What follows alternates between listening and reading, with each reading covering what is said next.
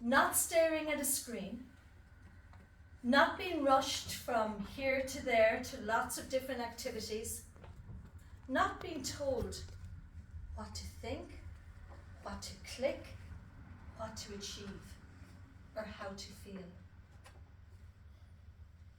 But rather lost in wonder and being their true, unique selves, being alive. Fellow Toastmasters, welcome guests. For many of us, these are probably some of the magical memories, the magical adventures of our youth.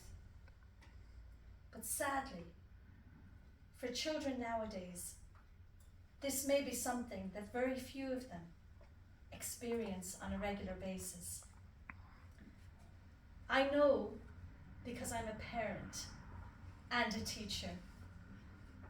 Sadly, nowadays, our children are going outside less and less. Remember those days of muddy knees, pockets full of sticks and stones, and ready to go on the biggest adventures of our lives. Weren't they really special?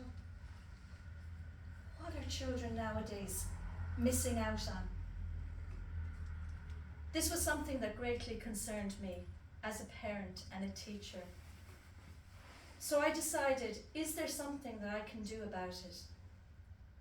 And partly because of my experience in Toastmasters, which has taught me to be a tiny bit more creative, I decided to put my ideas down on paper.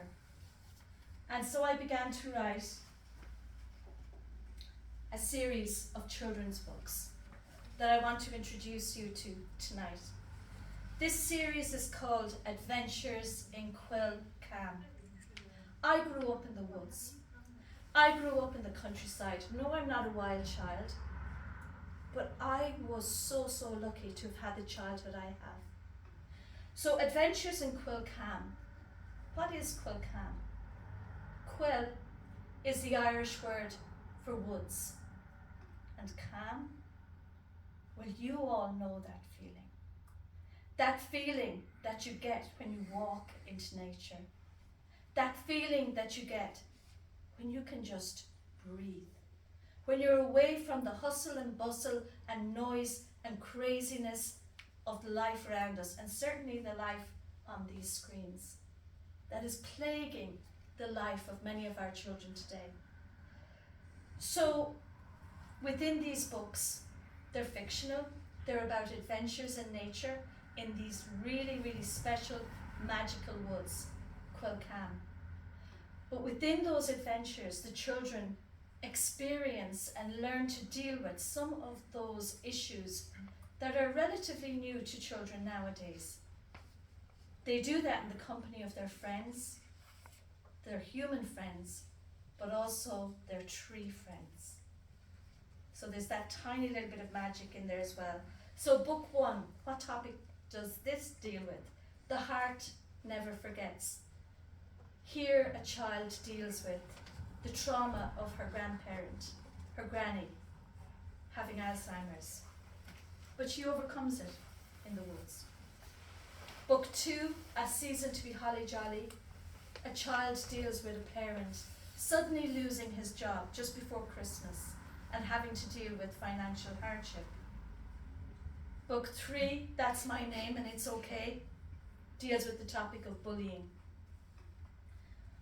Book four, Community Tidy Up, deals with the topic of environmental awareness and littering. Book five deals with the Just One More Hug, deals with the topic of loss and grief. Book six, Coill Calm Olympics, deals with children being not competitive, but only competitive with themselves, trying to achieve and accelerate their own PBs, their own personal bests. Book seven, School's Out for Summer. This is one of my favourites. This is where the children learn that there are so many lessons, all the lessons that we in fact learn in the four rooms of a classroom, how they can be really well learned outside. Book 8, a magical camping adventure in Coill Calm, where children learn to overcome their fears. Book 9, another of my favourites, Ready, Steady, Shh. Children making friends with silence. And finally, book 10, Let Them Be, Let Them Grow. This has to do with advocacy, child voice, and children standing up for something. Children standing up for the woods that they have come to love through all of these magical adventures. I was lucky, and I think many of you were lucky, to have had the childhoods that we had. David Attenborough says, "Nobody will protect what they do not care for, and nobody will care for what they have not experienced." Is it possible that we can let our children experience the magic, the wonder, the beauty of the outdoors? Let me leave you with this thought tonight. Our children will probably not remember that expensive gift you bought for them. They will not remember those devices that they fought so hard to get. But they will remember the adventures outdoors. They will remember the connection. They will remember the laughter. They will remember the friendships. And they may remember sitting by your side as you read them a story about the adventures in Coill Calm, just before they got up to open the door and run outside and create adventures of their own. So tonight I just want to say, welcome to Coill Calm, where friendship, feelings, and a little forest magic help children find their way. Mr. Toastmaster.